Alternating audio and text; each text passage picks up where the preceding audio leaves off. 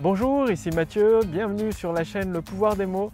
Alors vous êtes à une grande idée, une seule idée de déclencher un torrent de nouveaux clients avec votre produit et votre service.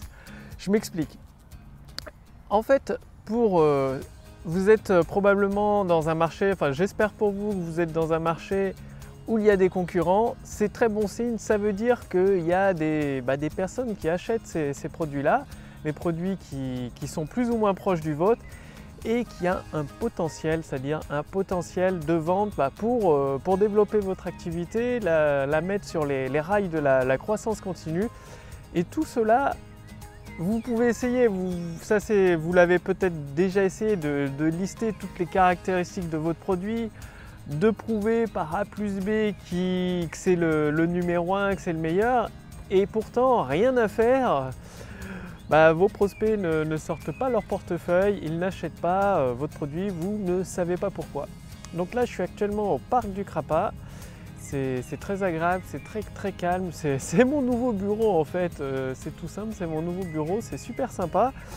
Du coup, il n'y a pas besoin d'idées révolutionnaires, il n'y a pas besoin d'idées qui sortent d'on ne sait où, des nuages ou autre. Non.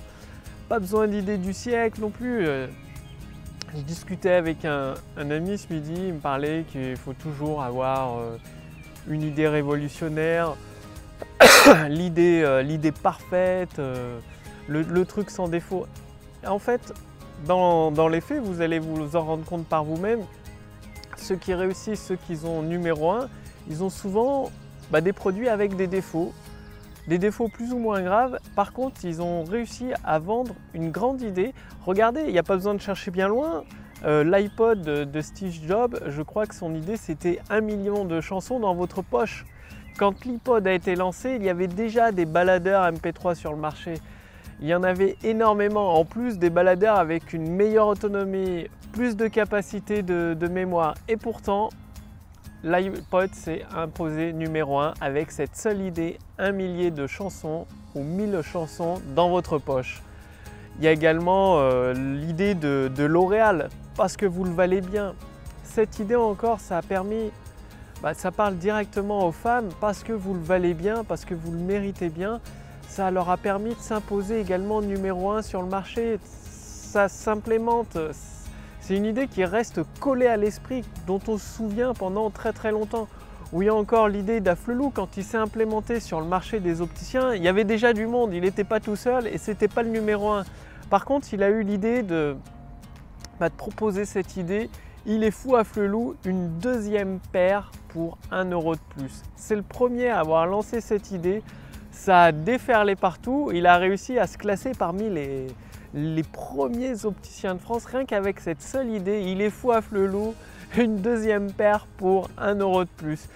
Et vous, c'est pareil, vous êtes probablement à une idée. Et voilà, les 3 idées que je vous ai citées, c'était sur des marchés hyper concurrentiels.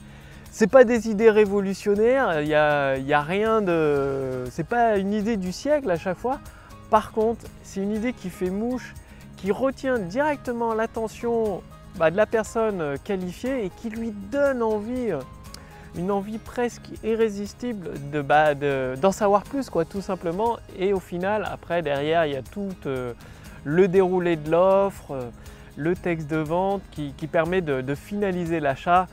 Et c'est ça l'utilisation du pouvoir des mots. Donc, voilà, il y a encore d'autres mécanismes. Vous pouvez trouver un mécanisme différent pour votre grande idée. Par exemple, regardez les skis. Les skis, ça fait peut-être 20 ans, 30 ans que ça existe. Et pourtant, régulièrement, ils sortent des nouveautés. Il y avait les skis de nos parents, donc des skis très étroits. Après, ils ont sorti les skis paraboliques. Ensuite, après, ils ont sorti les mini-skis. C'est toujours des skis, mais les mini-skis, soi-disant que c'est encore plus facile. Maintenant, sur les pistes de ski, si vous y allez, vous verrez des trottinettes à ski.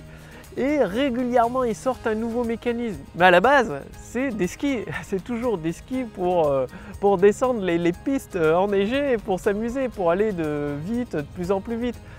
Et vous voyez, un nouveau mécanisme.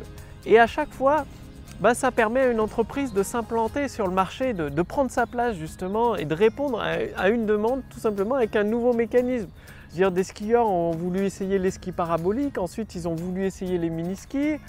Ensuite, il y en a d'autres skieurs qui se lancent avec les trottinettes à ski. Et encore une fois, ce n'est pas une idée révolutionnaire, c'est un assemblage de deux idées. D'un côté, la trottinette et d'un autre côté, les skis. Et vous avez déjà certainement dû les voir, de plus en plus de monde en ville utilise des trottinettes pour se déplacer, pour aller plus vite au lieu de la marche. Il a fallu juste encore trouver une grande idée pour réimplémenter la trottinette. La trottinette, quand vous étiez enfant, vous en aviez probablement une, ça fait 30 ans, peut-être 40 ans que ça existe, c'est pas une nouveauté. Et pourtant, avec cette nouvelle idée, ça permet à une entreprise de s'implémenter. Donc, le plus simple, comment trouver votre grande idée? C'est très simple, il suffit d'écouter vos prospects, écoutez-les attentivement, posez-leur des questions et surtout écoutez-les et recherchez dans votre produit ce qui fait tilt par rapport à vos clients actuels. Quand ils font des témoignages, de quoi ils vous parlent? Et souvent, c'est ce sujet-là qui revient souvent, qui peut vous permettre de créer votre grande idée. Elle est peut-être là. Ou alors, dans les questions de vos prospects, leurs difficultés, leurs frustrations, à chaque fois, ils vont vous répéter la même chose. Peut-être que votre grande idée est là. Et combiner cette idée à plusieurs autres idées. Ce qui veut dire, c'est pour ça que c'est intéressant d'avoir un bureau comme ici au parc du Crapa à Nantes qui est calme avec le bruit des oiseaux.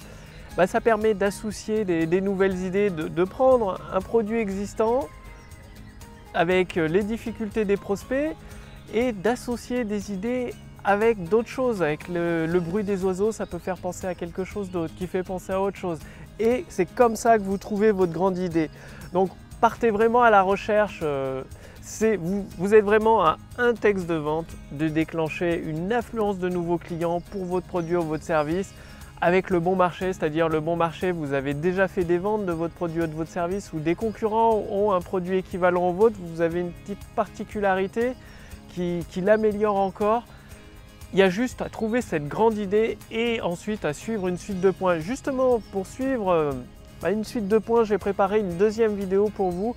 C'est 9 étapes simples pour créer des vidéos pro qui accélèrent la vente. Donc cliquez sur le lien dans la description sous cette vidéo ou sur le lien au-dessus de cette vidéo dans le statut Facebook.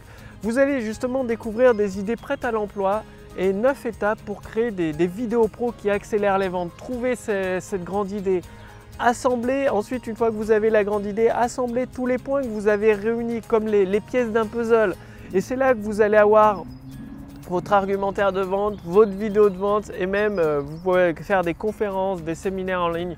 Bon, le plus simple c'est de regarder cette deuxième vidéo dans laquelle je vous détaille les 9 étapes pour créer des vidéos pro qui accélèrent les ventes. Cliquez sur le lien dans la description sous cette vidéo ou sur le lien dans le statut Facebook au-dessus de cette vidéo. Quant à moi, je vous retrouve tout de suite dans cette deuxième vidéo.